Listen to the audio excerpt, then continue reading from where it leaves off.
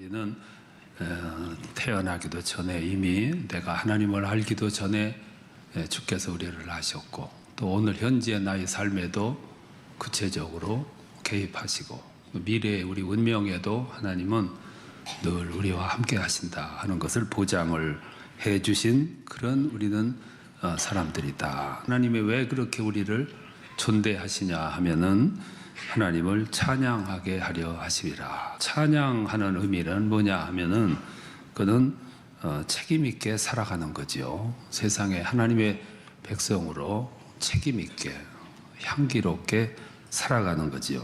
그럼 어떻게 그렇게 살아갈 수 있느냐 하면 1절에 보면 우리를 부르심을 받은 일에 합당하게 행하라 이렇게 말씀을 합니다. 하나님이 우리를 부르셨어요. 그리고 택하셨습니다. 그리고 한 가지를 요구를 하셨는데 그게 뭐냐면 부르심에 합당하게 살아달라 하는 그런 부탁이에요. 그러면 부르심에 합당한 삶이 뭐냐 하면은 몇 가지로 나와요. 첫 번째 내용은 하나 되는 것입니다. 가장 어려운 것이 하나 되는 거예요. 전부 갈라지고 분산되긴 쉬운데 하나 되기가 참 어려워요. 당시 교회 안에는 개종해서 온 유대인들이 있었습니다. 사마리아인도 있었고 이방인 로마 사람들도 있어요. 근데 하나 되기가 상당히 어려운 사람들이 모여 있습니다. 사도 바울께서 그들에게 강조하시는 거예요. 하나 되라고. 그것이 부르심에 합당한 삶이다 이렇게 말씀을 합니다. 그러시면서 4절에서 6절까지 말씀 가는 걸 보면 몸이 하나이기 때문이다 이렇게 말씀을 해요. 여기 몸은 물론 교회를 가리키고, 교회는 예배당에 들어와 있는 모든 신앙인들을 통칭해서 몸이라 그러죠. 여러 사람이 모이잖아요. 오늘 교회처럼 여러 계층의 사람들이 모여요. 마음이 하나가 되고 뜻이 하나가 되기가 쉽지가 않은 문제지요. 이런 문제들은. 그래서 항상 어려움이 수반되고 때로는 반목이 생기고 갈등도 유발이 됩니다. 그러니까 사도 바울께서 예수 안에 들어와 있으면 모두 한 형제다, 하나 되라 하는 점을 강조를 합니다. 또 세례도 하나이라 이렇게 말씀합니다. 당시 교회에서는 세례 때문에도 갈등을 했어요.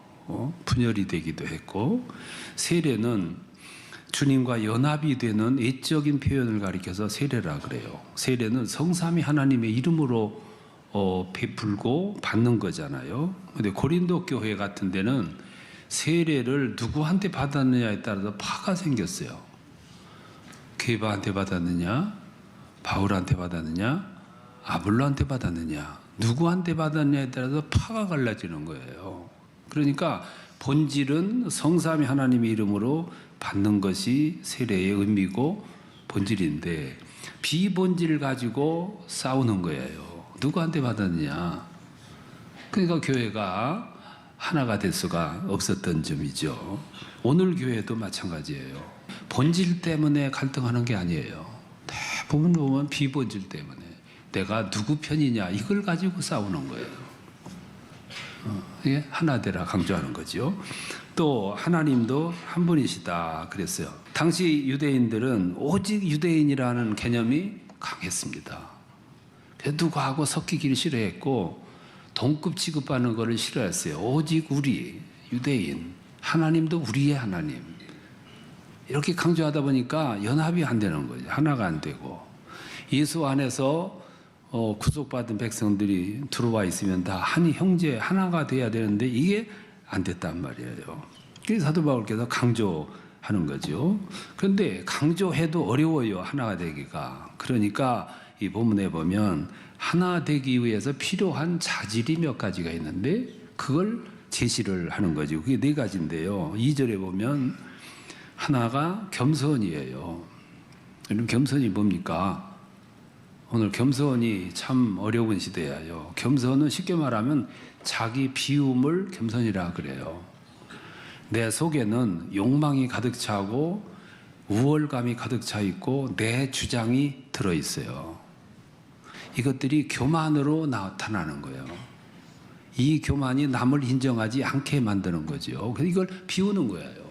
내 속에 있는 강한 자아를 욕망을, 욕심을, 우월감을 전부 이렇게 분산시키는 거죠. 빼내는 거예요. 그러면 마음이 텅 비어 있겠죠. 비운 마음, 그 비움, 그게 겸손이에요. 쉽게 말하면 나는 할 수 없는데 마음을 비니까 할 수 있게 되는 거예요. 오늘 마음 비기가 참 힘들어요. 그래서 갈등이 해결이 안 되는 거죠. 또 하나는 온유라고 그랬습니다. 온유가 뭐냐면은 정중함을 가리켜서 온유라 그래요. 아주 예의 바름, 그게 온유예요. 오늘 사람들이 성공하려고 하는 마음은 많은데 성공하는 마음이 너무 앞서기 때문에 사람들이 과정을 지키려면 시간이 가고 정열이 더 들어가야 되고 투자를 더 해야 되니까 지름길을 사용을 해요. 편법을 쓰고요. 빠르거든요. 근데 빠른 대신 실패율이 커요. 실패를 하면 너무 크게 무너져요. 아무리 돈이 많이 들어도 비싼 땅을 사서 거기다 기초를 튼튼하게 하고 집을 져야지, 싸다고 해가지고 저 모래밭에 집을 지으면 그거 오래 못 가는 것과 마찬가지죠. 그래서 성공하려고 하면은 정중함을 가지고 성공하려고 그래야지, 이거를 포기하고 수단을 쓰면은 그래서 실패가 많은 거예요. 이 정중함이라는 게 뭐냐면 부드러움이에요. 이렇게 휘어질지라도 꺾이지 않은, 그게 부드러움이에요. 부드러움. 절대 꺾이지 않아요. 강하지 않기 때문에. 이삭이 아말렉 땅에 나그네로 가서 살아요. 우물이 귀할 때 우물을 파요. 그럼 아말렉 사람들이 와서 뺐습니다. 그러면 주려고 작정했던 사람처럼 그냥 주고 또 떠나요. 그 우물 파면은 또 와서 또 뺐어요. 또 주고 떠나요. 나중에는 좀 멀리 떠나. 거기까지는 안 쫓아와. 근데 이제 문제가 뭐냐면 자꾸 뺏고 또 뺏는 사람들은 우물을 하나 파려고 연구를 하고 머리를 쓰고 물 나올 법한 곳을 파도 물이 안 나왔다고요. 근데 이삭은 가다가 멈춰서 파면 물이 나온 거예요. 우연이에요, 그게? 재수 좋은 거냐고요. 여러분, 우리가 살아가는데 뺏고 욕심껏 살면 막 부자가 될 것 같지만 안 그래요. 뺏고 그리고 속이고 손해주고 복을 못 받죠. 그러니까 이삭은 늘 뺏겨요. 그냥 주어요. 어떻게 보면 바보 같아요. 근데 그래서 이삭이에요. 근데 그가 가는 곳마다 성공하거든요.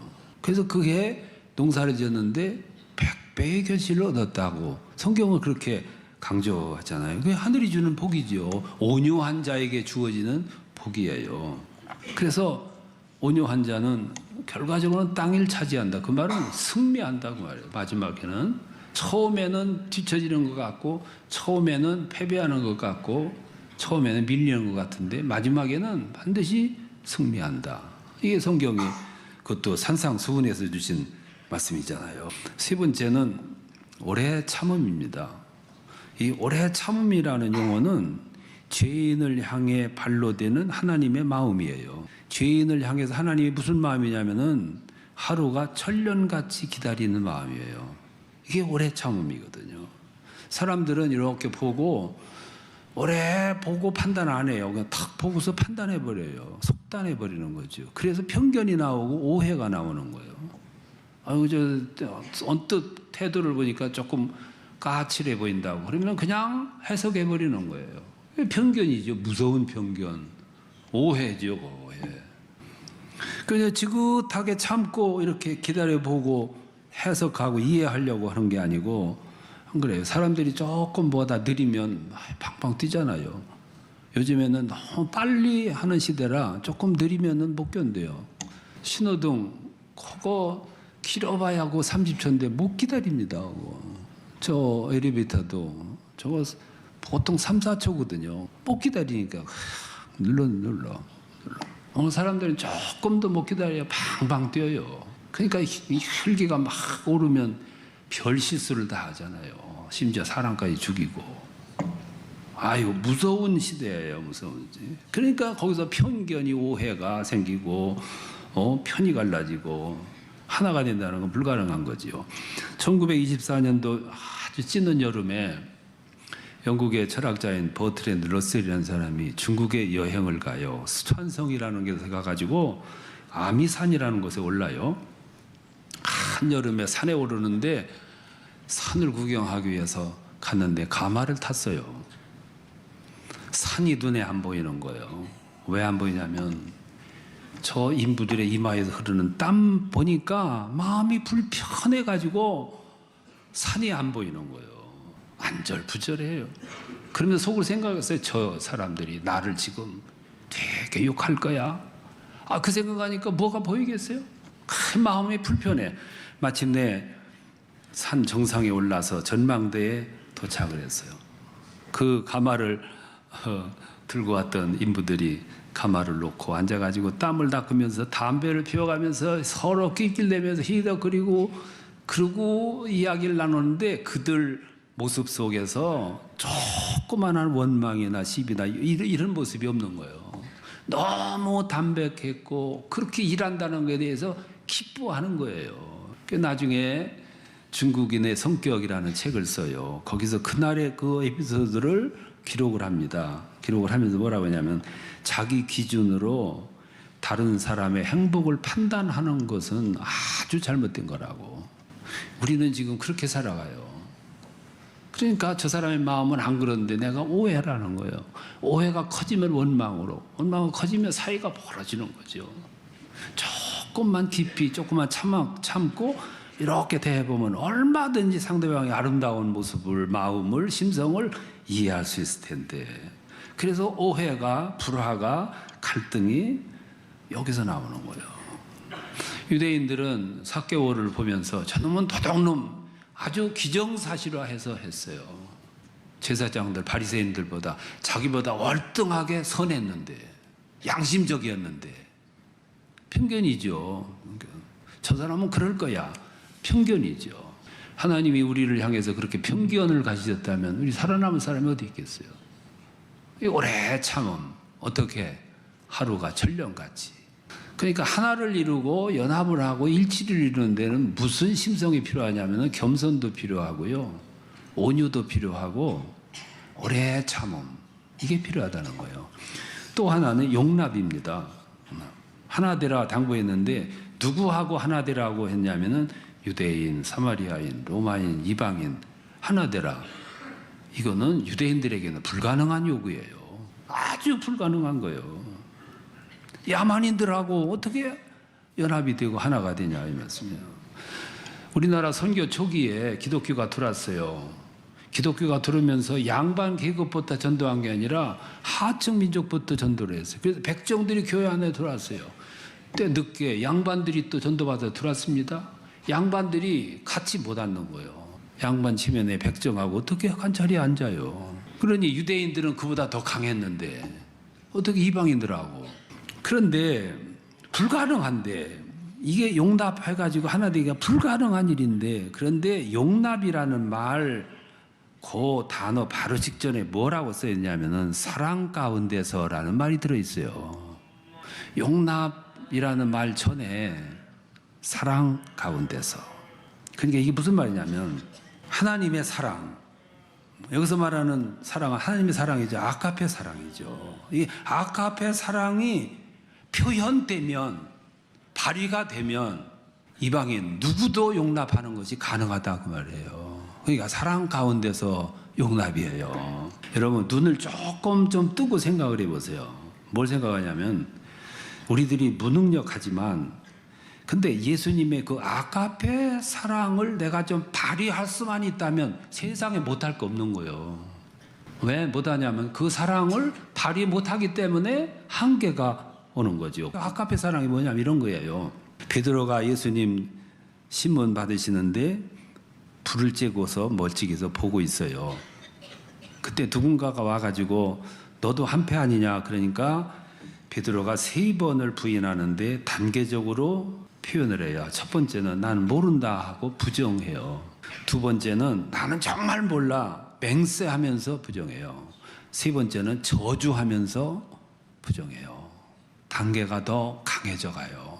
그 모습을 예수님 많이 내다보고 계세요. 베드로가 그렇게 하고 있어요. 기가 막힌 거죠. 이게 사람이 이때는 그를 못 이기는 거예요. 그런데 부활하신 예수님이 베드로를 찾아가잖아요. 그리고 앉혀놓고 이렇게 물어요. 네가 정말 나를 사랑하느냐? 그게 무슨 말이냐면 나는 내 입장을 이해해, 그 말이에요. 어떤 입장이냐면 다른 사람도 너와 똑같은 그 자리에 있었으면 너와 똑같이 대답했어. 그게 그 말이에요. 어떻게 그렇게 이해를 하냐면 그게 아가페 사랑 때문이에요. 그러니까 베드로를 내치지 않고 받아들였던 거예요. 그게 아가페 사랑 때문입니다. 그러니까 바울은 여기서 그걸 말하는 거예요. 오늘은 용납이 참 어려운 시대입니다. 용납이 안 돼요. 부부 간에도 안 되고 형제 간에도 안 돼요. 그런데 이웃 간에 되겠어요? 교우 간에 되겠고요. 심지어는 부모와 자식 간에도 용납이 잘 안 돼요.